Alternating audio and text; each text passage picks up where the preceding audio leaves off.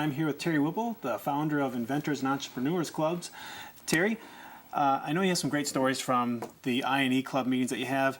Can you tell us one of those stories? How about the pine cone story? I've wanted to hear that story. Can you tell us some of that story? Well, you know, this is a neat story because a lot of times people think inventors, entrepreneurs, it has to be a great, big idea, you know, to be successful.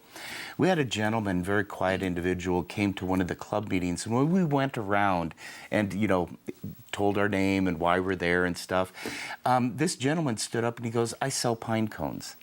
And everybody started to chuckle a little bit. He goes, "I sell these pine cones. These smell like cinnamon. People love them." And he passed it around and went around the room and stuff. And people were sort of chuckling a little bit. Cute little business, you know.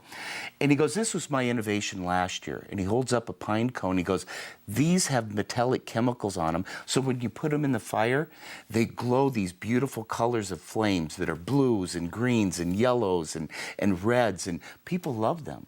And people looked at that, and it was cute. They were chuckling a little bit, and he passed it around. And then he grabbed an egg carton, and he held it out, and he goes, "This is my new innovation for this year." And he opened up the egg carton, and it had little pine cones in it. And he said, "These are porcupine eggs." And he goes, "I'm going to sell these this year." And it was so cute. And I go, "You know, how many dollars worth of pine cones did you sell last year?" He goes, "I sold 1.2 million in pine cones last year. I expect to do 1.5 million this year." You could have heard a pin drop. Oh my gosh. And that's a neat story. That is a neat story.